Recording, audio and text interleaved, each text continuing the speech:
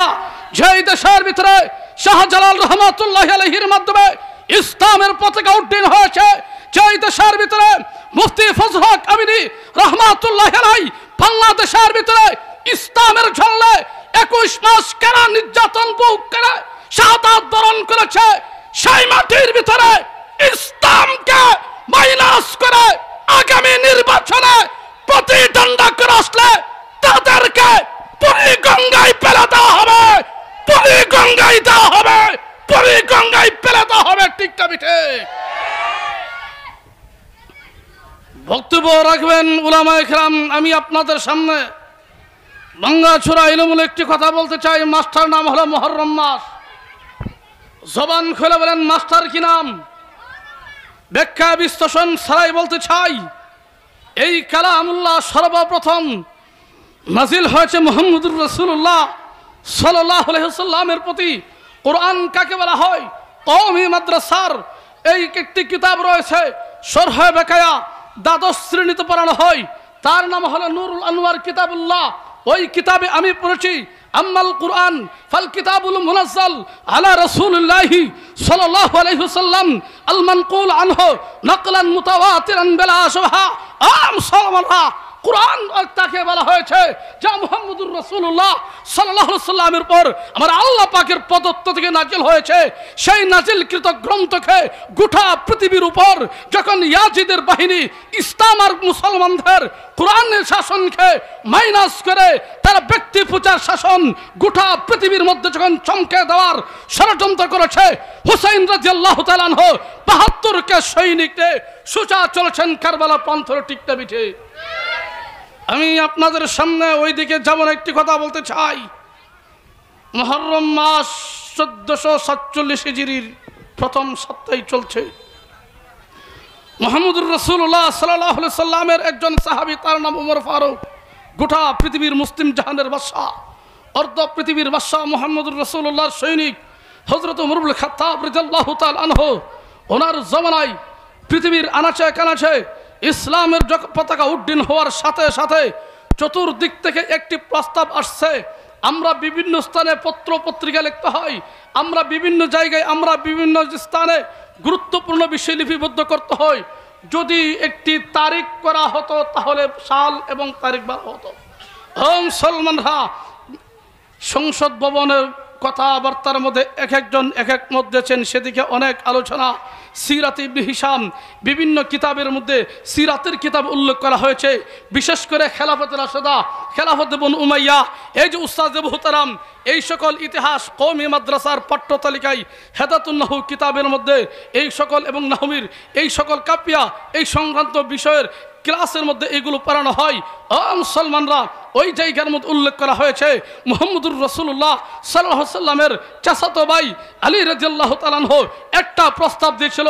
সেই প্রস্তাবটা রেখে আমি আমার আয়াতের দিকে যাব। উনি সুন্দর করে বলেছিলেন যে অনেকে বলতেছেন আমার নবীর মিলাদি জন্মসাল থেকে হিজরি সনা গুরু করা হোক, আরেকজন বলতেছে বদরের যুদ্ধ থেকে করা হোক, আরেকজন বলতেছে নামাজ পড়া হয়েছে এখান থেকে শুরু করা হোক। এইভাবে যখন বাকবিতণ্ডা শুরু হয়েছে, এর ভিতরে মুসলিম জাহানের তৃতীয় খলিফা হযরত আলী রাদিয়াল্লাহু তাআলা আনহু আমিরুল মুমিনিন বলতেন, ও আমিরুল মুমিনিন, মুসলমান হলো মিলাদি মুসলমানের পরিচয় নয়, মুসলমানের পরিচয় হয়েছে ইনকিলাবি পরিচয়, মুসলমানদের পরিচয় হয়েছে বাতিলের বিরুদ্ধে জানের বাজি রেখে যুদ্ধ আর জিহাদ করে তারা বদরের প্রান্তে, উহুদের ময়দানে, হুনাইন, খন্দক সব দিক দিয়ে যুদ্ধ আর জিহাদ করে কাফেরদেরকে তস্তাতাউস করেছে। সুতরাং মুসলমানদের শান হবে ইনকিলাবি বিষয়। আমার মুসলমানরা, এরপর থেকে শুরু হয়েছে হিজরতের বদরের যুদ্ধের পর থেকে, ইসলামের ঐতিহাসিক বদরের পর থেকে তলোয়ারের ইসলামের পক্ষে বাতিলের বিপক্ষে তলোয়ারের প্রথম যুদ্ধের পর থেকে হিজরি শোনা শুরু। এবার আমি আপনাদেরকে জিজ্ঞাসা করতে চাই, হিজরি সন যে শুরু হয়েছে সেটার ভিতরে তাৎপর্য আছে মুসলমানদের আছে কিনা বলেন? বাতিলকে মোকাবেলা করার জন্য আছে কিনা বলেন? আমি সেদিকে যাই। আল্লাহ রাব্বুল আলামিন বলেন মুহাম্মদুর রাসূলুল্লাহ ওয়াল্লাযীনা মাআহু আশিদ্দাউ আলাল কুফার রুহামাউ বাইনাহুম তারাহুম রুকআন সুজদা। ও মুসলমানরা, মুহাম্মদুর রাসূলুল্লাহ সাল্লাল্লাহু আলাইহি ওয়াসাল্লাম উনার বাহিনী হল এমন যারা আল্লাহ পাক রাজামন্দি করার জন্য আল্লাহকে খুশি করেছে। আল্লাহ তাদের সার্টিফিকেট দিয়েছেন। জবান খুলে বলেন সুবহানাল্লাহ। রাদিয়াল্লাহু আনহুম ওয়া রাদু আন। আল্লাহ তাদের জন্য খুশি, তারাও আল্লাহর জন্য খুশি। উলাইকাল্লাযীনা ইমতাহানাল্লাহু কুলুবাহুম লিত্তাকওয়া। ও মুসলমানরা, আমার আল্লাহ রাব্বুল আলামিন তাদের ঈমান পরীক্ষা করেছে, তাদের সব পরীক্ষা করেছে। পরীক্ষা করার পর বলছেন, ও আমার হাবিব, আমি আল্লাহ সাহাবীদের উপর রাজি, তারাও আমি আল্লাহর উপর A+ পাইয়া রাজি খুশি হয়েছেন। সুবহানাল্লাহ সুরে বলেন। ও মুসলমানরা, সাহাবা কিরাম সম্পর্কে আমার আল্লাহ রাব্বুল আলামিন কোরআনের আয়াতের মধ্যে বলেছেন, তারাহুম রুকআন সুজদা ইয়াবতাগুন ফাদলাম মিনাল্লাহি ওয়া রিদওয়ানা। ও মুসলমান, ব্যাখ্যা করার সময় নাই। সাহাবায়ে কেরাম তারাই যারা আল্লাহকে রাজি খুশি করেছে, তারাও আল্লাহকে খুশি করেছে, আল্লাহ তাদের উপর খুশি।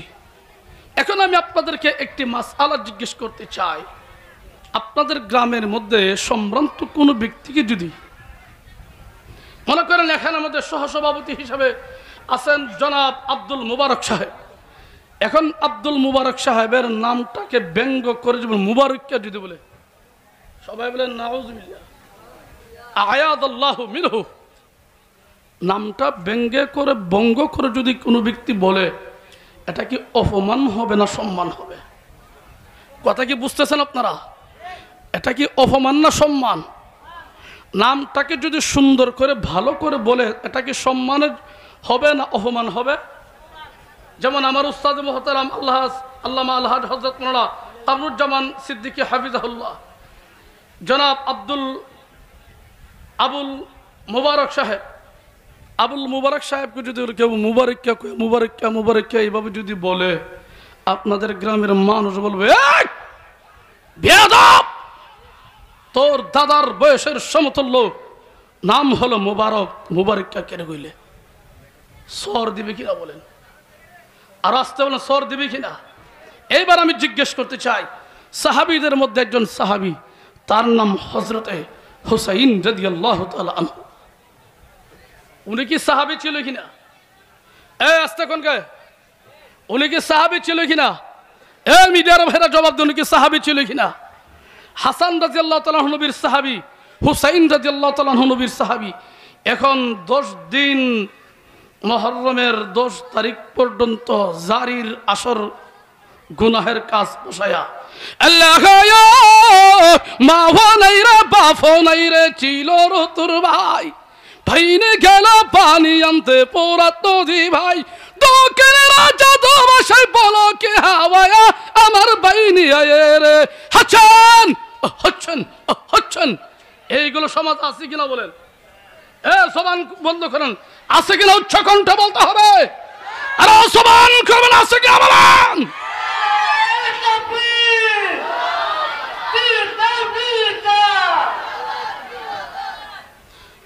মুসলমানরা, আয়াতের ব্যাখ্যা তর্জমা করার সময় নাই, সময় কম।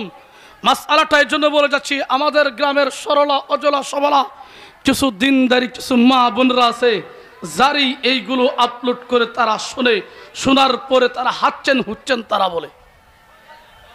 আমি জিজ্ঞেস করতে চাই, গোটা পৃথিবীর মধ্যে একজন সাহাবীর ধুলার সম পরিমাণ গোটা পৃথিবীর শাহজালাল রহমতুল্লাহর মতন 100 কোটি শাহজালাল জোড়া দিলে একজন সাহাবীর দুলার সমপরিমাণ হবে? আর জবান করেন হবে কিনা? জবান খোলা হবে কিনা? যদি না হয় আমি আপনাদেরকে জিজ্ঞেস করতে চাই, শরীফ আপনাদের এই বিজয়নগরের সে নিকৃষ্ট একটি সন্তান। মুসলমান, বাংলাদেশের ভিতরে ইসলামের কারবালার ইতিহাসকে সারির নামে মুসলমানদেরকে খারে ভুসা বলা আজকের সমাজের ভিতরে সাহাবী বিদ্বেষী বানানোর জন্য তারা আজকে প্রতিটি পাড়ায় মহল্লায় জারির আসর গান করা হয়, সাহাবী বিদ্বেষী করা হয়। মনে রাখবেন, আসহাবি কান্নুজুম বিআইহি মুকতাদাইতুম ইহতাদাইতুম বিহি। আমার রাসূল বলেছেন, ও মুসলমানরা, আমার রাসূল বলেছেন, লা তাসুব্বু আসহাবি, তোমরা কোন সাহাবীকে গালিগালাজ করবে না।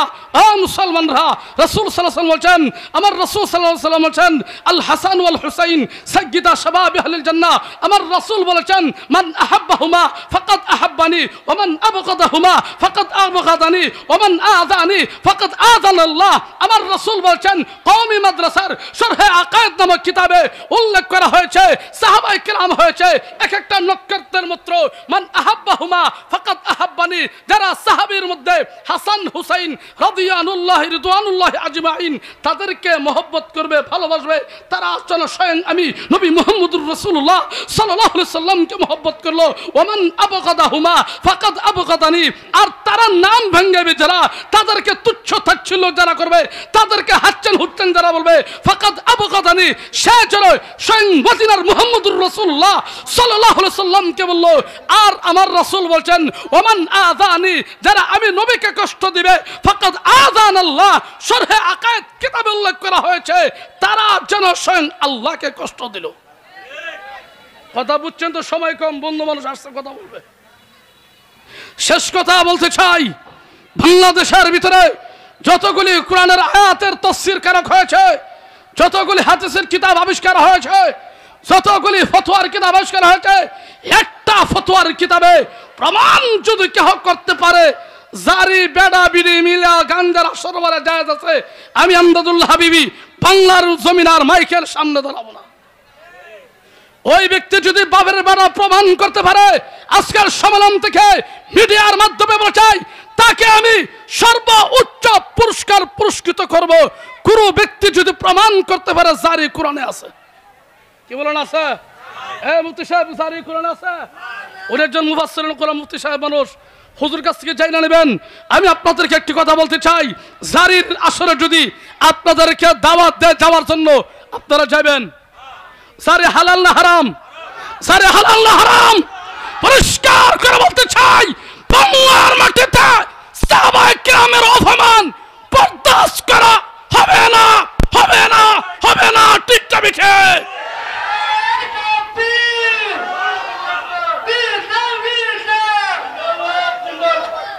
শেষ কথা বলতে চাই, এই বাংলাদেশ যেহেতু ইসলামের কালিমার পতাকা উড্ডীনের মাধ্যমে আসছে, আগামী নির্বাচনে যদি ইসলামের প্রার্থী হয়ে কেহ যদি আসেন, তাকে সহযোগিতা করবেন তো? ইনশাআল্লাহ আমরা ইসলামের প্রার্থী আমরা চাই, ইসলাম আমরা থাকবো, ইসলাম সংসদে যাবে।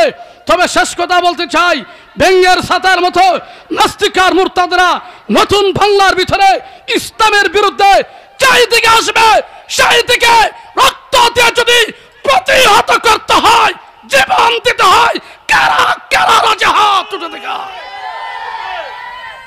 আল্লাহ কবুল করে, মঞ্জুর কবুল, আমিন। আরো সুরে বলেন আমিন। নাসরুম মিনাল্লাহি ওয়া ফাতহুন করিব ওয়া বাশশিরিল মুমিনিন। আসসালামু আলাইকুম ওয়া রাহমাতুল্লাহি ওয়া বারাকাতুহু। মাশাআল্লাহ, প্রিয় উপস্থিতি।